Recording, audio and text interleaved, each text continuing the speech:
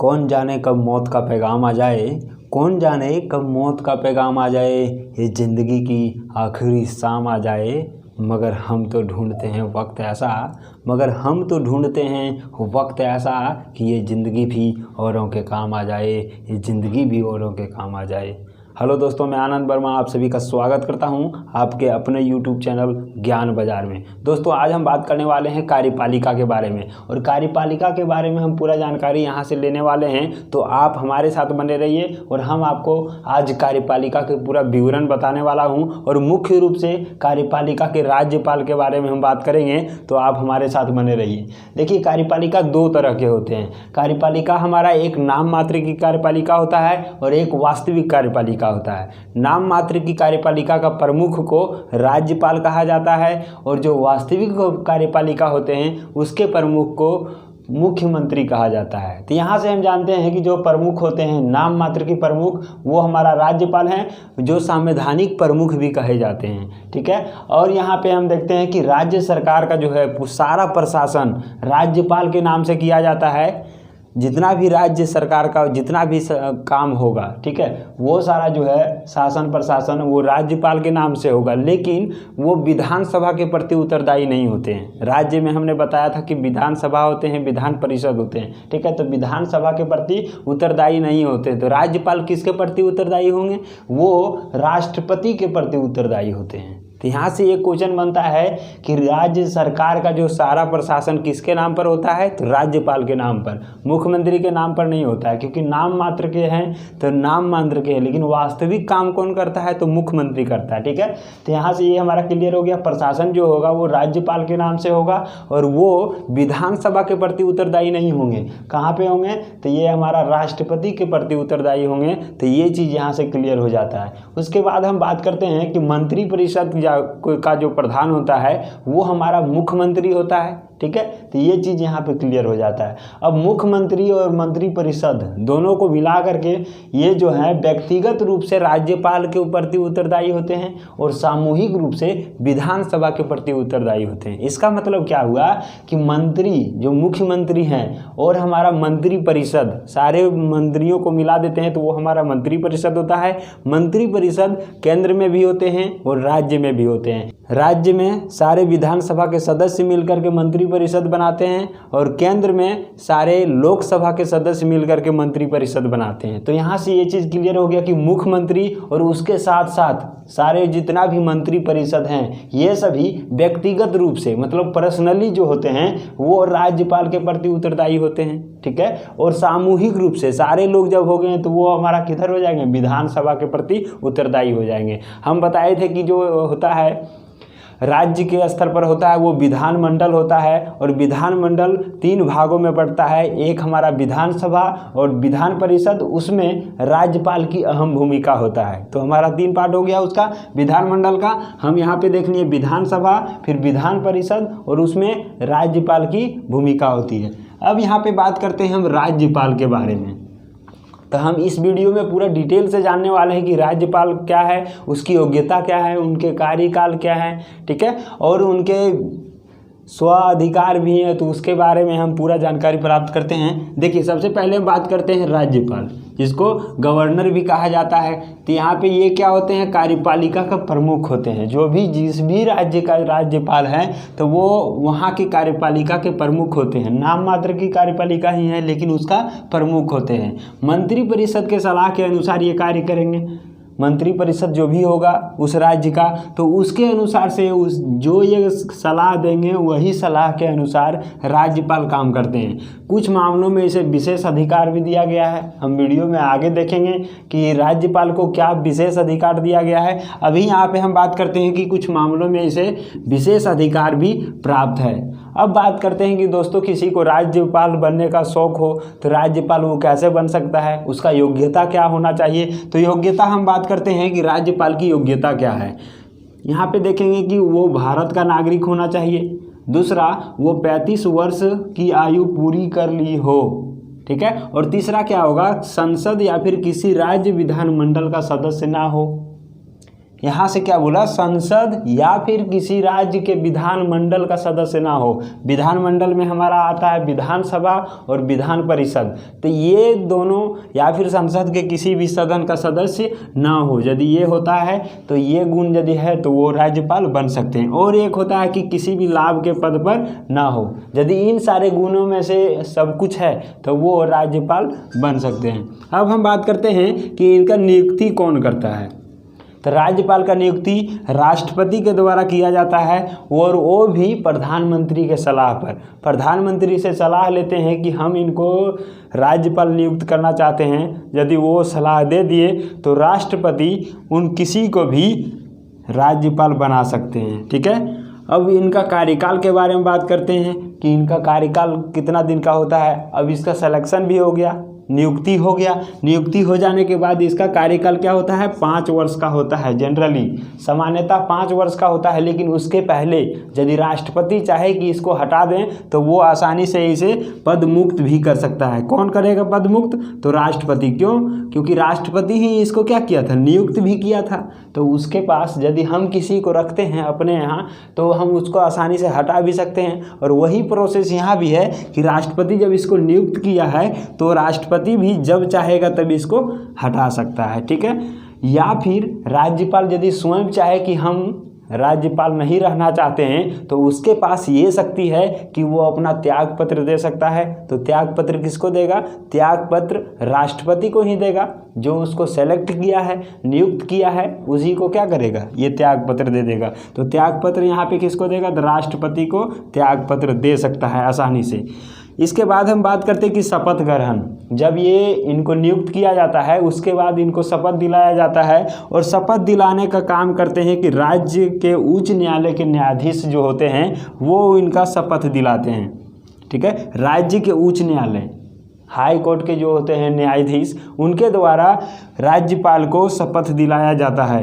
यहाँ पे हम बात करते हैं कि झारखंड में जो प्रथम राज्यपाल थे उनको शपथ किसने दिलाया था, तो झारखंड के प्रथम राज्यपाल हमारे प्रभात कुमार थे और इनको न्यायमूर्ति विनोद कुमार गुप्ता ने शपथ दिलाए थे। ये क्वेश्चन पूछ सकता है कि सबसे पहला जो राज्यपाल थे उनको शपथ किसने दिलवाया था, तो न्यायमूर्ति विनोद कुमार गुप्ता प्रभात कुमार को शपथ दिलाए थे।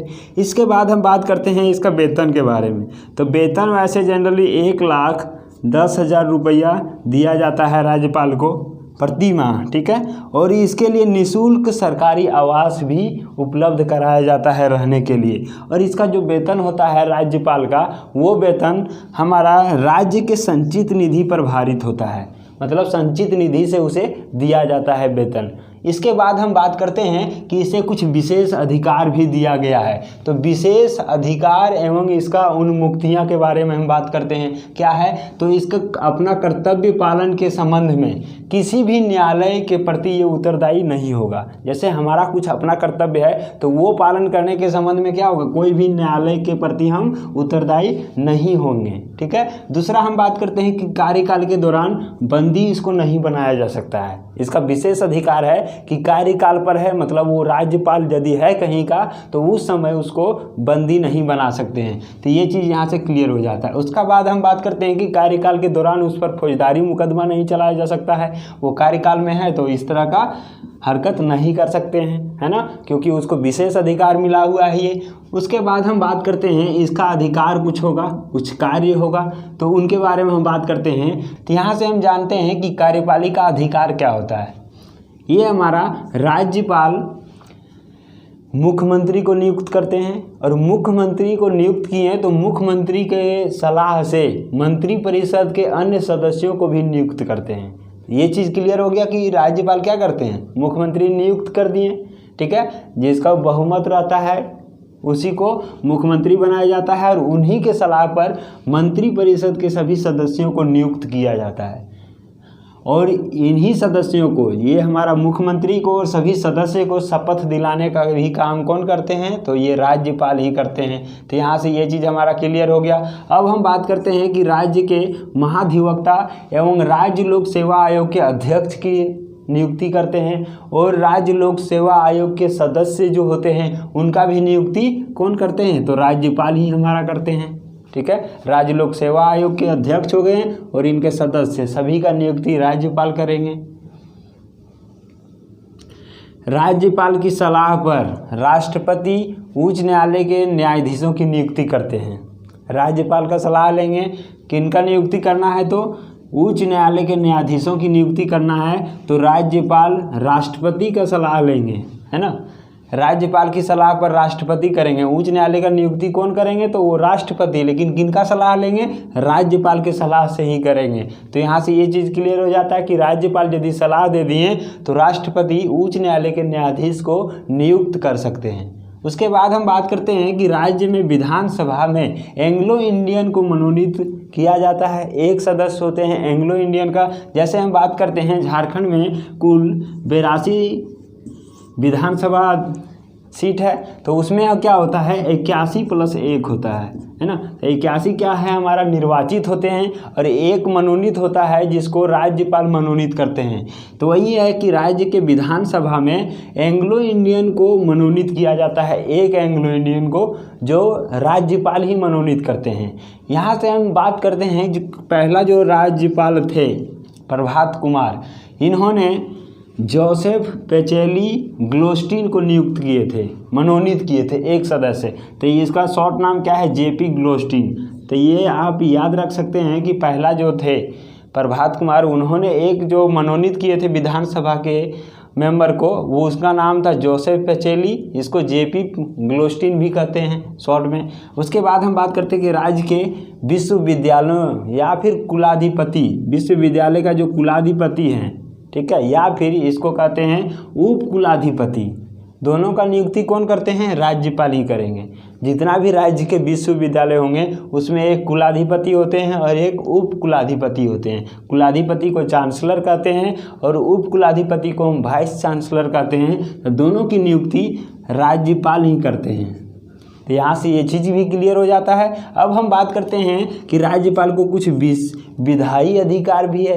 तो वो विधायी अधिकार क्या है, देखिए विधानमंडल का सत्र बुला सकता है, विधानमंडल उसका सत्र बुलाना, सत्रावसान करना, और फिर क्या करता है वहाँ पे जितना भी भाषण अभिभाषण होगा वो भी दे सकता है। उसके बाद हम बात करते हैं कि विधानसभा को विघटित भी कर सकता है, ये इतना इसको अधिकार है। फिर राज्य विधानमंडल के अंग होने के कारण ये क्या कर सकता है, विधानमंडल में अभिभाषण कर सकता है और फिर संदेश भेजने का अधिकार इसको होता है, किसको, राज्यपाल को।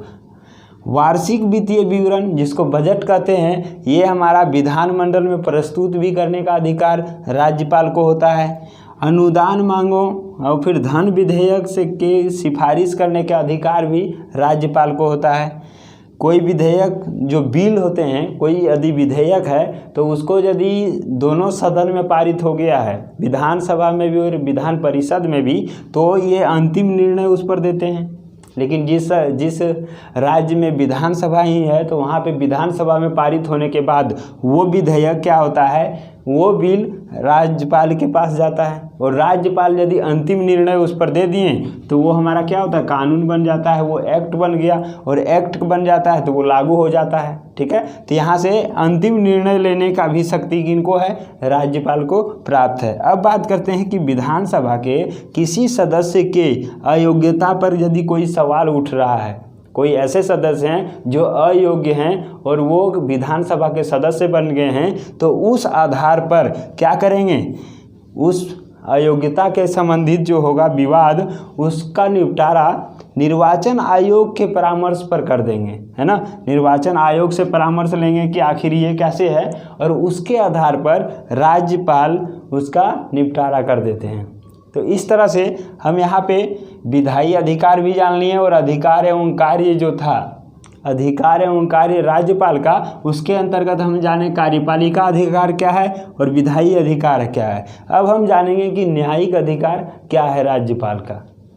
न्यायिक अधिकार के अंतर्गत ये आता है कि उच्च न्यायालय के न्यायाधीशों की यदि नियुक्ति करना है तो राज्यपाल राष्ट्रपति को सलाह देते हैं कि यहाँ पे उच्च न्यायाधीशों की नियुक्ति करना है ना, उच्च न्यायालय के न्यायाधीश की नियुक्ति करना है तो वो राष्ट्रपति को सलाह देते हैं, उसके बाद इसका नियुक्ति किया जाता है। जैसे हम पीछे अभी देखें कि ये जो है उच्च न्यायालय के न्यायाधीश की नियुक्ति राष्ट्रपति करते हैं, लेकिन उसमें सलाह किसका होता है, तो राज्यपाल के सलाह के आधार पर किया जाता है। यहाँ पे हम बात करेंगे दोस्तों कि उच्च न्यायालय के न्यायाधीशों की नियुक्ति करना रहे तो राज्यपाल राष्ट्रपति से सलाह लेते हैं और उसका नियुक्ति करते हैं। उसके बाद हम बात करते हैं कि जिला न्यायाधीशों या फिर अन्य न्यायाधीशों की नियुक्ति करना हो या फिर उसका स्थानांतरण करना हो या पदोन्नति करना हो तो उसका निर्णय उच्च न्यायालय के सलाह पर लेते हैं। उच्च न्यायालय के सलाह पर इसका निर्णय लेकर के इन सभी को नियुक्त कर सकते हैं और स्थानांतरित कर सकते हैं और पदोन्नति कर सकते हैं,